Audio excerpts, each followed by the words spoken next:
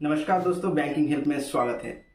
मेरे Instagram handle की message में सबसे ज्यादा जो मैसेज आया है पिछले एक महीने में वो है कि एसबीआई से पर्सनल लोन कितना मिल सकता है, या फिर एसबीआई कितना मैक्सिमम लोन ऑफर करता है, या फिर एसबीआई किस तरह से लोन एलिजिबिलिटी कैलकुलेट करता है। तो अगर आप भी एसबीआई से पर्सनल लोन लेना चाहते हैं और आपको ये जानना है कि एसबीआई कितना मैक्सिमम लोन आपके लिए सैंक्शन कर सकता है, तो ये वीडियो आपके लिए है। इस वीडियो को बिना स्किप किए लास्ट तक जरूर देखें।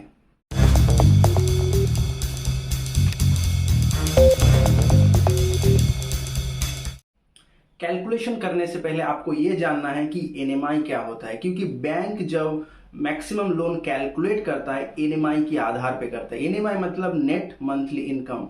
तो ये एनएमआई एसबीआई जब कैलकुलेट करता है किस तरह से करता है ये आपको पहले जानना है। पहले तो बात यह है कि जब भी आप पर्सनल लोन के लिए एसबीआई में अप्लाई करेंगे तो एसबीआई आपसे लास्ट 6 महीने की सैलरी स्लिप या पे स्लिप मांगेगा।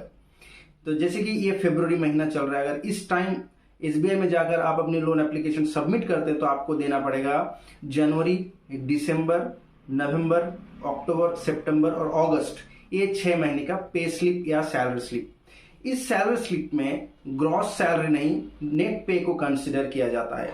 और नेट पे एक्चुअल बात यह है कि जो अमाउंट आपके हाथ में आता है या फिर आपके अकाउंट में क्रेडिट होता है उसको नेट पे कंसिडर किया जाता है। ग्रॉस सैलरी कंसिडर नहीं की जाती, क्योंकि ग्रॉस सैलरी के बाद कुछ डिडक्शंस रहते हैं। डिडक्शन के बाद आपको काट कूट के नेट सैलरी मिलता है।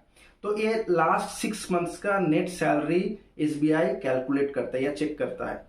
जैसे नेट सैलरी मिल गया, अब इस 6 महीने का नेट सैलरी को ऐड करते हैं और उसका एवरेज निकालते हैं। फिर एवरेज निकालने के बाद उस एवरेज का 110% लेते हैं और जो अमाउंट आता है उसको कंसिडर किया जाता है एज ए एनएमआई। तो इसको एक एग्जाम्पल लेके हम लोग समझते हैं, एक उदाहरण लेते हैं। तो जैसे कि मैंने बताया कि बैंक, अगर आप एसबीआई में अभी इस महीने लोन के लिए अप्लाई करते हैं तो बैंक आपसे जनवरी, दिसंबर, नवंबर, अक्टूबर, सितंबर और अगस्त की पे स्लिप मांगेगा। अब मान लेते हैं कोई व्यक्ति लोन के लिए अप्लाई किया और उसका सैलरी कुछ इस तरह सा है, मतलब स्क्रीन में दिखाए गए कुछ इस तरीके से आ रहा है। तो अब हम लोगों को निकालना है एवरेज सैलरी। तो जितने महीने की आपको सैलरी यहाँ पे दिखने को मिल रहा है उसको ऐड करेंगे।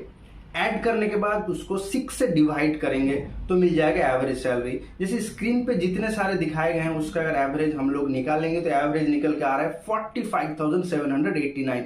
अब इस एवरेज सैलरी का 110% लेने पर हमको एनएमआई मिलता है या नेट मंथली इनकम मिलता है। तो अगर इस 45,789 का 110% करते हैं तो इसका वैल्यू निकल के आता है 50,367। यानी कि इस व्यक्ति का जिसका मंथली सैलरी नेट पे इस तरीके का है उसका एनएमआई बन के आता है 50,367। अब इस एनएमआई को बेस करके एसबीआई कैलकुलेट करता है मैक्सिमम पर्सनल लोन एलिजिबिलिटी। तो अब इस एनएमआई को लेके दो चीज कैलकुलेट की जाती है। एक तो है सिंपल सा एनएमआई को 24 से मल्टीप्लाई की जाती है और एक अमाउंट निकल के आती है, उसको as a loan amount consider किया जाता है। और एक होता है ईएमआई एनएमआई रेशियो। इस ईएमआई एनएमआई रेशियो के हिसाब से भी लोन अमाउंट की कैलकुलेशन की जाती है। तो 24 मल्टीप्लाई करके एक अमाउंट आएगा और एक ईएमआई एनएमआई रेशियो के हिसाब से और एक अमाउंट आएगा। इन दोनों अमाउंट में से जो अमाउंट लोएस्ट होगा या लोअर होगा उसी को as a loan finally sanction की जाएगा। तो पहले तो हम लोग को एनएमआई मिल चुका है 50,367। अगर इसको 24 से मल्टीप्लाई किया जाए तो कितना मिलता है? तो 24 से मल्टीप्लाई करने के बाद हम लोगों को मिलता है 12,08,000। इस अमाउंट को आप एक साइड पर रखें, इसको हम बाद में कंसीडर करेंगे, बाद में फिर से आएंगे इस अमाउंट के ऊपर। अब आते हैं ईएमआई एनएमआई रेशियो के हिसाब से। नॉर्मली ईएमआई एनएमआई रेशियो जो होता है 50% होता है। अब कुछ लोगों का ईएमआई एनएमआई रेशियो 60% होता है, कुछ लोगों के केसेस में 40% कंसिडर किया जाता है। जैसे कि जिसका सैलरी 1 लाख से ज्यादा आ रही है उसको ईएमआई एनएमआई रेशियो 60% के हिसाब से लोन दिया जाता है, और जिसका सैलरी 15,000 से लोअर है उसका ईएमआई एनएमआई रेशियो होता है 40%। तो अब हम लोग यहाँ पे वो 60% वाला नहीं कंसिडर करेंगे, 40% वाला भी नहीं कंसिडर करेंगे। जो रेगुलर लोन और या मैक्सिमम लोगों को जो लोन दिया जाता है ईएमआई एनएमआई रेशियो 50% के हिसाब से, तो उसी को हम लोग कंसिडर करेंगे। यानी कि 50% के हिसाब से मैं कैलकुलेशन दिखाऊंगा। अगर आपका सैलरी 1 लाख से ज्यादा है तो ज्यादा लोन मिलेगा, अगर आपका 15,000 से कम है सैलरी तो 40% के हिसाब से कैलकुलेशन करना पड़ेगा। ये ईएमआई एनएमआई रेशियो होता क्या है? बैंक मान के चलता है कि जो भी लोन के लिए अप्लाई कर रहा है वो अपनी सैलरी का मैक्सिमम 50% से अपनी घर चला सकता है और बाकी 50% एज EMI पे कर सकता है। तो सैलरी का मैक्सिमम 50% ही एज EMI लेगा और उस EMI को कंसिडर करके जितना लोन बनता है वही लोन बैंक उस आदमी को सैंक्शन करेगा, उससे ज़्यादा नहीं सैंक्शन करेगा। मान लीजिए हाइपोथेटिकली अगर बैंक सैंक्शन भी कर देता है ज़्यादा लोन ताकि उसको ज़्यादा EMI पे करना है, यानी कि सैलरी का 50% से ज़्यादा EMI अगर बैंक को पे करता है तो क्या होगा, वो अपना घर नहीं चला पाएगा, फिर EMI जो है वो स्किप करेगा और उसके चलते बैंक का लोन खराब हो सकता है, जिसको बैंकिंग टर्म में NPA या नॉन परफॉर्मिंग एसेट बोला जाता है। चलिए वो तो दूसरे टॉपिक है, किसी और दिन मैं बात करने वाला हूँ। तो अभी EMI NMI रेशियो जो है तो इसके लिए बना है। तो जैसे कि मैंने बताया NMI मैंने पहले कैलकुलेट किया था, NMI कितना मिला था 50,367। अब EMI NMI रेशियो मैक्सिमम 50% हो सकता है, तो उसके हिसाब से NMI मुझे मिल गया। मैक्सिमम EMI कितना बन सकता है 50,367 का 50%, यानी कि 25,183 रुपया। तो उस व्यक्ति मैक्सिमम 25,183 एज EMI SBI को पे कर सकते हैं अपनी पर्सनल लोन पे। तो हम लोगों को मिल गया मैक्सिमम EMI अमाउंट 25,183। अब कुछ एजम्पशन करेंगे। मान लीजिए जो अप्लाई कर रहे हैं लोन के लिए उसको 12% के हिसाब से लोन दिया जाएगा और जो लोन दिया जाएगा वो 6 साल के लिए।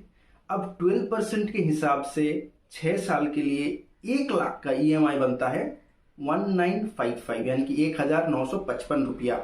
इसको घुमा के बात करते हैं, 1,955 रुपया EMI बनता है 1 लाख का और हम लोगों को मैक्सिमम EMI मिला है 25,183, यानी कि 25,183 EMI बन सकते हैं मैक्सिमम कितने लोन का 25,183 डिवाइडेड बाई 1955। तो ये अगर हम लोग कैलकुलेट करेंगे तो और एक अमाउंट निकलेगा और ये अमाउंट निकलता है 13,18,000। तो अब चले जाएंगे पहला अमाउंट जो कि आया था 12,08,000 और यहाँ पे आया 13,18,000। तो इन दोनों में से 12,08,000 लोअर अमाउंट है, तो as a finally 12,08,000 as a personal loan उसको दिया जाएगा SBI की तरफ से। तो आई होप कैलकुलेशन क्लियर है अभी तक। अब इसको थोड़ा और कॉम्प्लिकेट करते हैं। मान लीजिए जिसने लोन अप्लाई किया है या करने वाला है उसका पहले से कार लोन चल रहा है जिसका EMI है 9,000। तो हम लोगों को क्या मिला था एज ए NMI मिला था 50,367, मैक्सिमम EMI मिला था 25,183। अब इस मैक्सिमम EMI से ऑलरेडी एक 9,000 का EMI चल रहा है, तो एलिजिबल EMI कितना होगा 25,183 माइनस 9,000, तो एलिजिबल EMI हो रहा है 16,183। अब हम लोग कैलकुलेट किए थे 1 लाख का EMI बन रहा था 1955, यानी कि घुमा के फिर से बात करने वाले हैं 1955 रुपया EMI बनता है 1 लाख लोन का। तो यहाँ पे एलिजिबल EMI है 16,183। अब 16,183 का कैलकुलेट कीजिए, तो कैलकुलेट करके मिलता है 8,22,000।